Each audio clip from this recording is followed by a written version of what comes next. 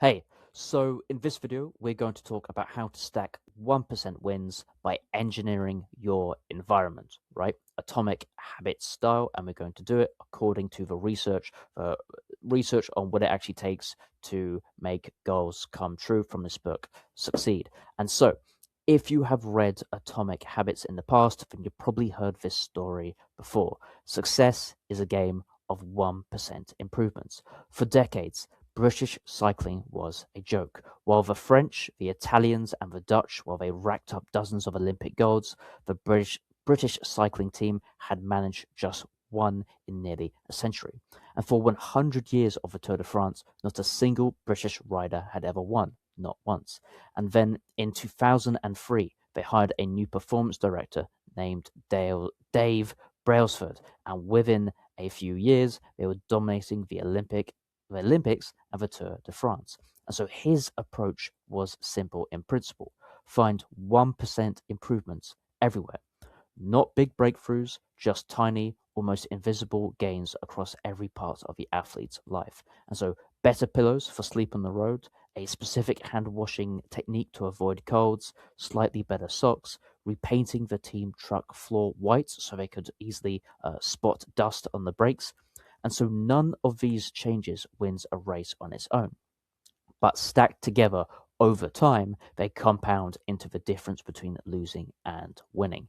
And so the whole principle came from the idea that if you broke down everything you could think of that goes into riding a bike and then improved it by 1%, you will get a significant increase when you put them all together.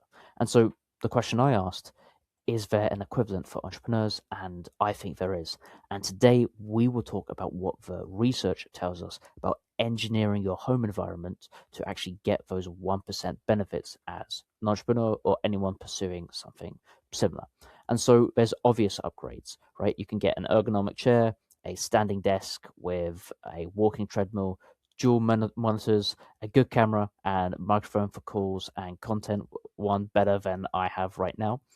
And those are the obvious ones, but what I want to talk about are the less obvious 1% improvements, the ones that almost no one talks about, but which the research suggests might actually have a bigger impact on whether you succeed rather than the latest ergonomic chair. And so what the research tells us, again, this is the book, I think this is reversed, Succeed by Heidi Grant Halverson, PhD. You can find it on Amazon if you just type in that there. And I took aspects from on my notes from chapter 2, and I'm going to talk about them today.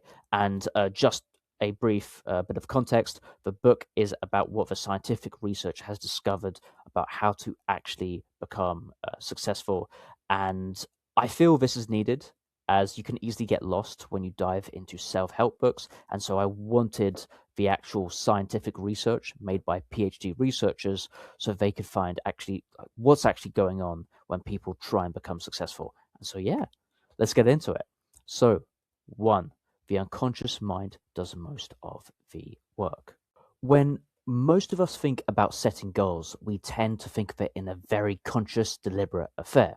And it's certainly true that most of the goals we pursue are very much the product of purposeful, conscious intention, right? Like Think and Grow Rich, writing out your goals the way Napoleon Hill suggests. But not all of them.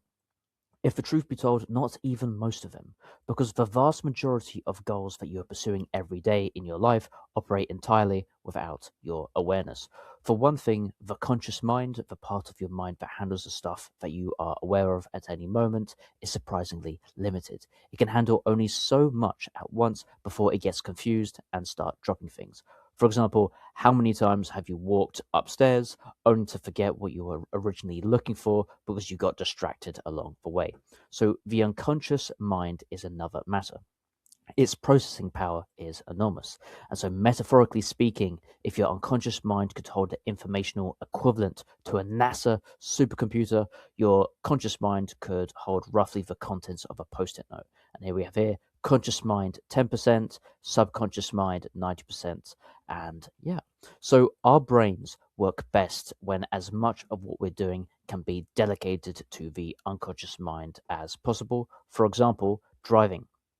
most adults have had the experience of driving from work to home at the end of a long day and suddenly realizing that they have no memory of how they actually got there. And so the entire way home, your conscious mind is preoccupied by something else. And then, presto, you're home again. And so, fortunately for you, your unconscious mind is a pretty decent driver. It even stops at red lights. And even when you weren't consciously thinking to yourself, I want to go home, your conscious mind knew that was your goal, and so it took you there. But how did it know that you wanted to go home if you weren't actually thinking, I want to go home? So the answer is that the goal is triggered in your mind by cues in your environment. For example, the setting sun, finishing work for the day, sitting in your car. All these cues tell your unconscious mind that it's time to go home. And so cues that get paired with a particular goal again and again come to activate that goal without you realizing it until it's all over and you're sitting in your driveway, sometimes without even realizing that you're pursuing the goal at all. So, in other words, your unconscious mind is fully capable of driving you towards your goals, and you can engineer the cues in your environment to point your subconscious in the right direction. So, point two, words as subconscious cues. So, what aspects of your environment can trigger the unconscious pursuit of a goal? And so, a good short answer would be that just about anything can trigger goal pursuits. For example, words or images that are related to the goal can do it. And so, for example, the puzzle study. So, in another study, researchers Bar and Goldwitzer, hope I pronounced that right, had students work on a Scrabble-like puzzle, making words out of letters randomly placed together. Each student worked on the puzzle alone in the room with an intercom and, unbeknownst to them, a video camera. After 2 minutes, a voice came over the intercom commanding the student to stop working on the puzzle. But before beginning the puzzle, half of the students had been asked to work on another puzzle, this one a word search containing words related to the goal of achievement, such as win, succeed, strive, master, and of course, achieve. The researchers found that 57% of the students that had an achievement goal unconsciously triggered continued working on the Scrabble puzzle even after the voice had told them quite clearly to stop, compared to only 22% among the students who hadn't been triggered. In other words, students who were unconsciously triggered with achievement words were 2.5 times more likely to keep working, even after being told to stop. And that is the power of a few well placed words on your unconscious mind. So here we have, one of those cringy, maybe cringy is the wrong word, but cheesy posters, motivational posters from the 1990s, right?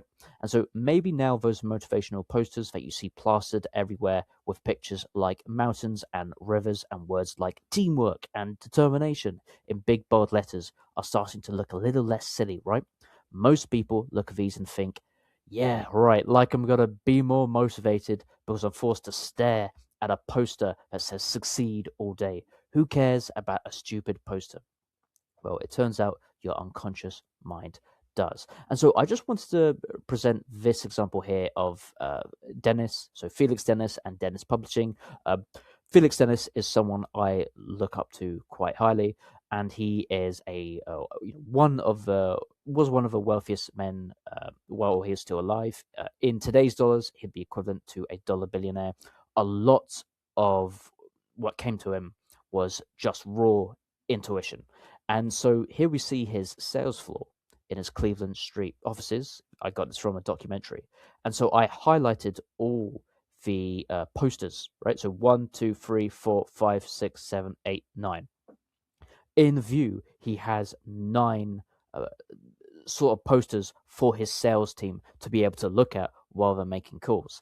And there's even a zoom in here that says 1974 to 2011 at Dennis Sales, right? That's when it was made and was filmed in 2011. Felix says, get on the phone. And so the way I thought is, damn, if someone who, like an entrepreneur who's really known for having a really good gut intuition when it comes to things like this, if he does it, maybe I should do it too. So, if the unconscious mind responds to words and images this strongly, the question becomes, what words and images are you putting in front of yourself every day in your home office. Most entrepreneurs haven't thought about this at all. The walls are bare or covered with random things picked up over the years. I know minimalism is very stylish, but maybe, if you look, this doesn't look minimalist at all. And yet this is a very, very successful sales floor, right? And so meanwhile, your unconscious mind is taking cues from whatever happens to be there. If nothing is there, then your unconscious mind isn't taking any cues. And so inspiration, what I've done is, remember that earlier passage while we're talking about the puzzle? I just copied that and printed it out and have stuck it right there, so right next to me. It says win, succeed, strive, master, achieve. Researchers found that 57% of students who had an achievement goal unconsciously triggered continued working on the Scrabble puzzle even after the intercom voice had told them quite clearly to stop. I put this right here, right now. I'd probably read it 9 or 10 times a day. And I'm actually working harder and I'm getting distracted less. I'm procrastinating less because whenever I am, I just read that right there. I read win, succeed, strive, master, achieve. And it's a lot easier to get back to work and stop procrastinating, right? And so, yeah. So, point 3, objects and imagery as subconscious cues. So, you don't necessarily need to read goal words to unconsciously trigger goals.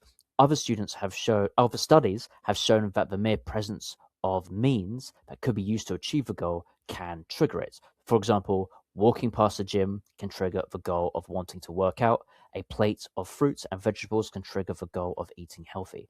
In other words, you don't even need words. The objects themselves and even just the images of those objects can be enough to trigger the goal in your unconscious mind.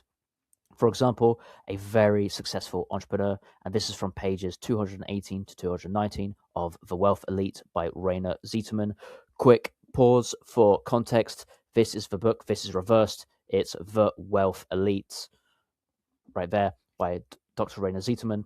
This was a PhD study where they got 45 self-made entrepreneurs who were worth in excess of 10 million euros or more from Germany, because this is a German academic study.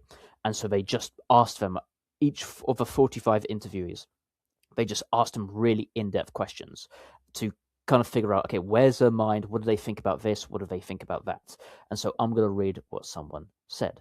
And so the next interviewee diligently followed the instructions provided by popular wealth literature. He took his cues from classics such as Napoleon Hill's Think and Grow Rich and Joseph Murphy's The Power of Your Subconscious Mind, which he consumed with great enthusiasm.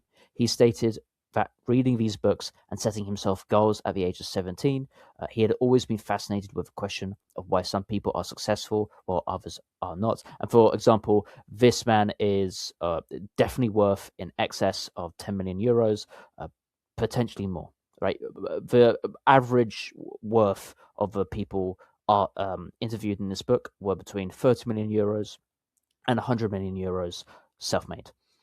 And so here. So interviewee 29. And so these are the typical laws of success. Constantly believe in a goal, and at some point, maybe in a different form, your goal will be realized. That's how it is. And so the interviewer asked, so you regularly set yourself goals, including financial goals? And so interviewee 29, absolutely, yes. Well, I often like to think in terms of images. I got myself a copy of the Ferrari catalog, I cut out the pictures out of it and looked at them every day. And that reminded me what I was working so hard towards, as an example, right? And so put this here. Again, this guy became very, very successful, completely self-made. So, in other words, words aren't the only thing that works. The actual things that you'd use to pursue the goal, or even just imagery of your goals, quietly trigger that goal every time you see them. So the gym, the fruit, or even a picture of what you're working towards. If you one day want to drive a Ferrari, put up somewhere around your office, right, books about Ferraris, and then you could just look at it and just think, you know what, time to get off scrolling, time to get back to doing my work. You know why? Because I want that Ferrari, or I want that Rolls Royce, or whatever you want to get, right? And so, as an example, the author herself. So the author, Heidi Grant Halverson of Succeed mentioned in passing, "My parents gave me Einstein and Beethoven posters in high school. Very clever of them." And it's just 2 lines, but I think it's worth pausing on because she ended up becoming a celebrated PhD researcher. She does TED Talks. She is well known in her field. And by the way, PhD researcher Einstein, she literally is a successful research scientist. It's psychology, so I don't know if that's a science. I think it is. I think it technically is. But just posters of Einstein led. Look, maybe not direct that maybe not directly, but do you think is more likely it helped or it hurt her chances of becoming a successful PhD researcher? I think it helped. Even just posters of Einstein and Beethoven, right? And so I think clearly something worked, right? Okay, let's move on to point 4, people as subconscious cues. So even other people can trigger goals, especially people you are close to and who you know want you to pursue a particular goal. For example, college students and their fathers. Psychologist James Shah interviewed college students or university students to determine how much of each student's father valued high achievement.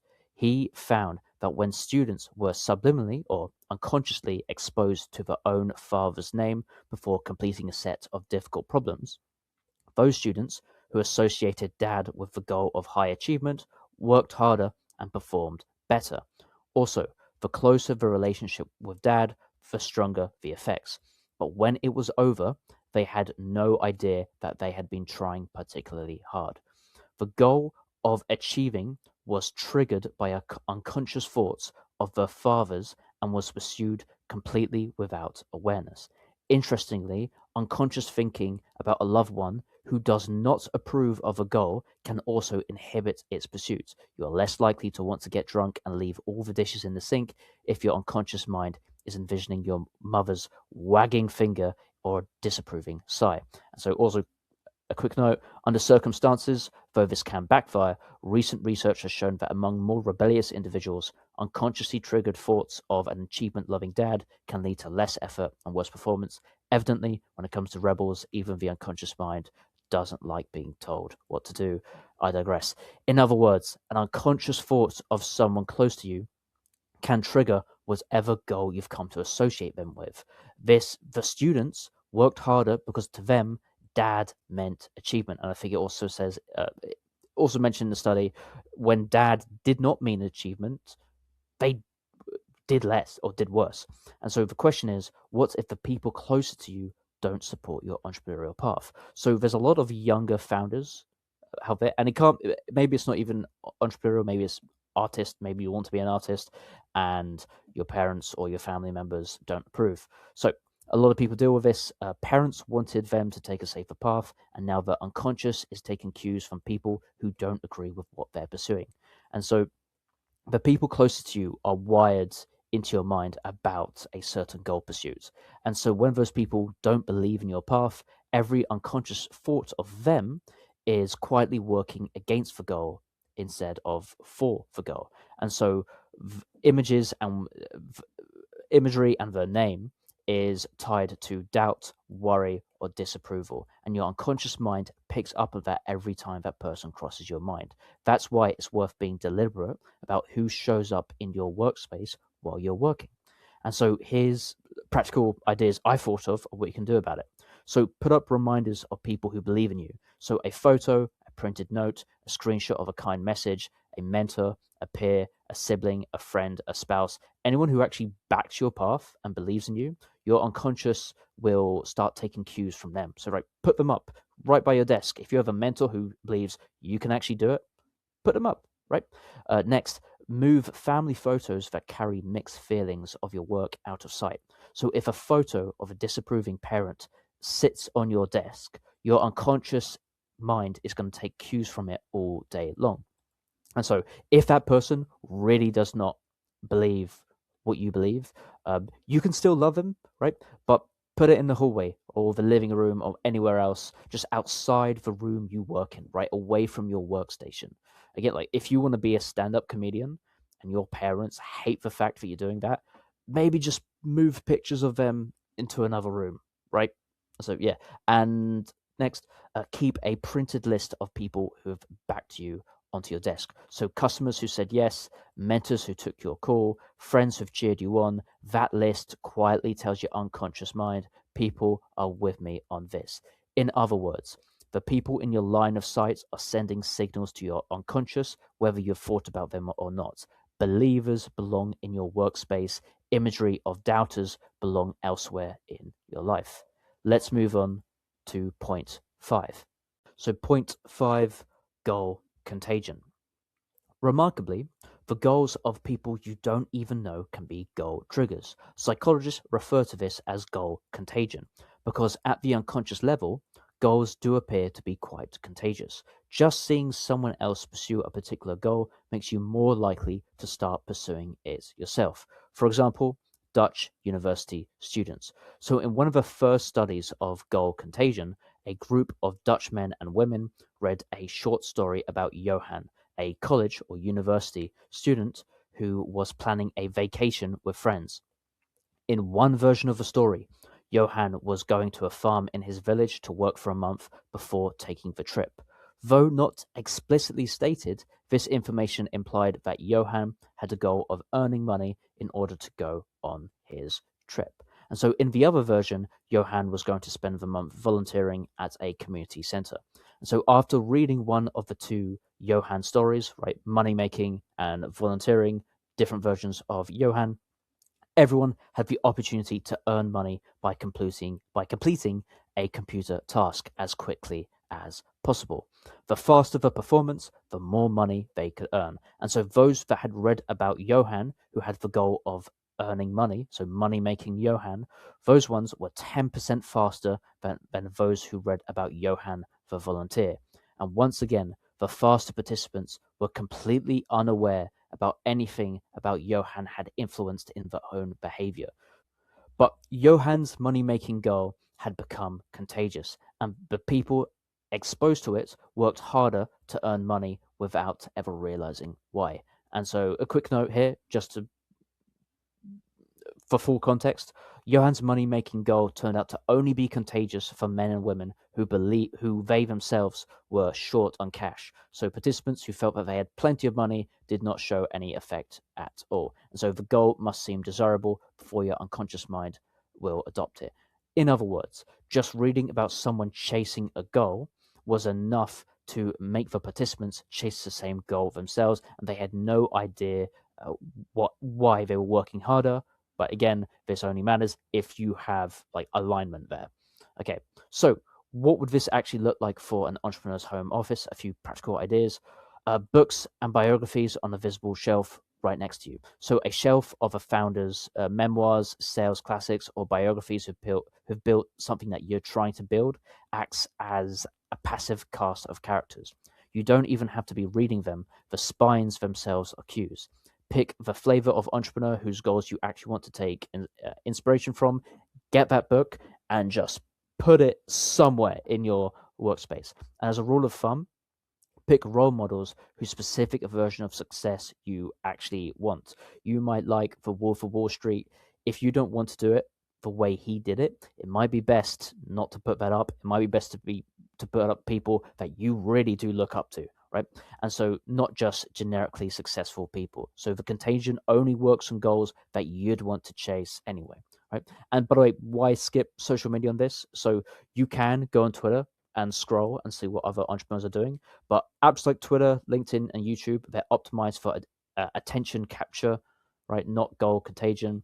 Most of what spreads on these platforms is envy and comparison, not goals. And even if they don't, ads in the background or shorts, right? Short form, it can just completely distract your mind. And so an hour of scrolling can quietly drain your motivation rather than build it. And it's also going to mess up your dopamine receptors if you scroll too much, right? And so let's do it offline, right? It might be better to do it offline. Anyway, let's move to point number 6. Okay, so point number 6, designated cue spots and daily rituals. And for example, Feng Shui Wealth Corners. Again, The Wealth Elite by Rainer Zietemann. This is reversed.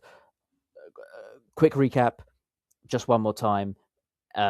45 in-depth interviews with self-made German entrepreneurs who self-made a fortune of 10 million euros or more, and on average, most of the interviewees were worth 30 million euros to 100 million euros, right? And so, anyway, from this person, they said visualization was also a crucial tool for the next interviewee. He started by setting himself a goal of becoming a millionaire, but didn't put this down in writing. Once he had reached this first goal, he started to write his subsequent goals down on paper.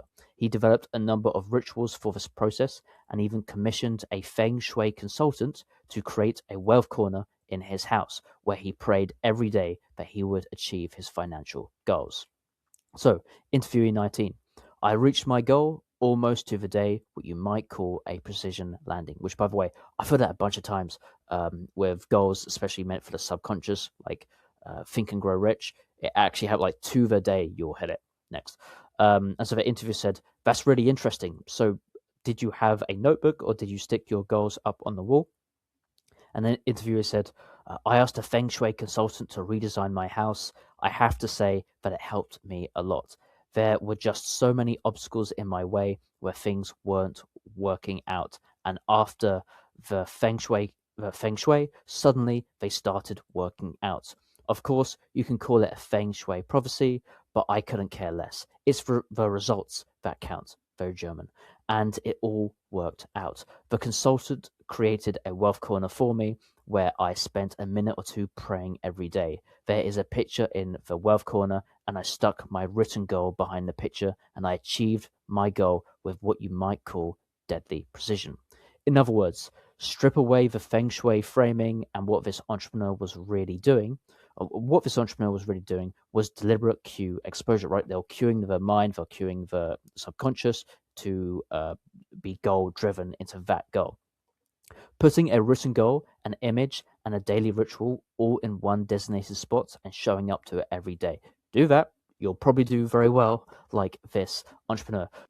Another example, also from this book that I didn't include, is that there was another interviewee. He commissioned a plaque that had 1 billion euros written on it, and so he put it on the top of his corporate office where people would come to visit him, and he'd say, "Look at that plaque. In my mind, I have already achieved that goal of making that much money. In my mind, I've already achieved it. That is a reminder that I can look at opposite my desk all the time when someone comes into my office, right?" And so it sounds crazy, but those are other guys that are worth 10 million euros or more, and that's the kind of things that they think about, right? And so, yeah, let's move to a final point, the conclusion, because I've been talking for too long. Each of these is a small change, right? It's a 1% improvement at the most. And so, one bold word on the wall, a few motivational posters from the 1990s, a printed photo of someone who believes in you, a book on the shelf right next to you, a catalog of something you want to buy one day or you want to one day purchase, right? Like a Ferrari or a Rolls Royce or anything like that, or a designated corner you visit for 2 minutes a day, a feng shui wealth corner. None of it wins on its own, right? But stack them all together, and that's the kind of 1% improvements that compound. If you think about it, if you just stack all of this around, it's going to help you more than hurt you. Anyway, that was the video. This is my 100th upload. I hope you enjoy it. I hope you take something from it, and you have a wonderful rest of your day. See you guys. Bye.